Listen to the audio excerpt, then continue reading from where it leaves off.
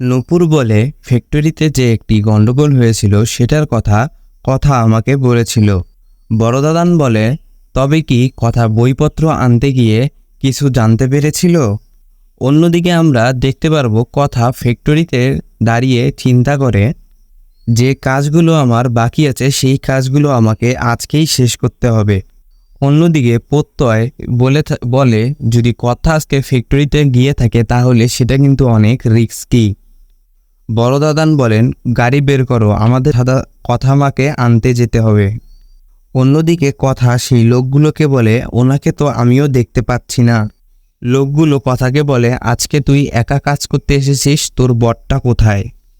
তখন কথা বলে, উনি অসুস্থ, হাসপাতাল থেকে ডাক্তার দেখাইয়ে তিনি এখানে চলে আসবে। এগুলো শুনে সেই লোকগুলোর প্রচণ্ড সন্দেহ হয়। অন্যদিকে জয়দীপ প্রান্তিককে বলে, কথা কিন্তু বুঝতে পেরে যাবে যে শঙ্কুকে মার্ডার করা হয়েছে। তুমি এক্ষুনি ফ্যাক্টরিতে জানিয়ে দাও যে কথা এবং এভি কিন্তু ফ্যাক্টরিতে ছদ্মবেশে ঘুরে বেড়াচ্ছে। তখন সেই লোক দুটি বলে, কালকে দুজন লোক এখানে কাজে ঢুকেছে, তবে আজকে শুধু মেয়েটিকে দেখতে পাচ্ছি কিন্তু ছেলেটিকে দেখতে পাচ্ছি না। তারপর কথার ছবি পাঠালে প্রান্তিক শিওর হয়ে যায় যে কথা ফ্যাক্টরিতে আছে।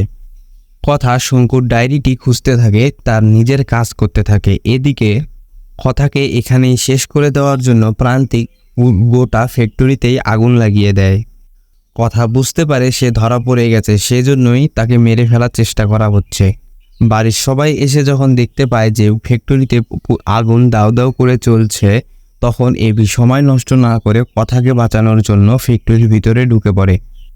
তখন কথা বলে যে এই ডায়েরিতে সমস্ত প্রমাণ আছে, আপনি এই ডায়েরিটা নিয়ে এখান থেকে চলে যান, আমার জন্য আপনি আপনার জীবন নষ্ট করবেন না। তখন এভি বলে, আমি তোকে এখান থেকে না নিয়ে যাব না, তোকে কি আমার এতটাই অমানুষ মনে হয়? এভি কথাকে নিয়ে বাইরে চলে আসে।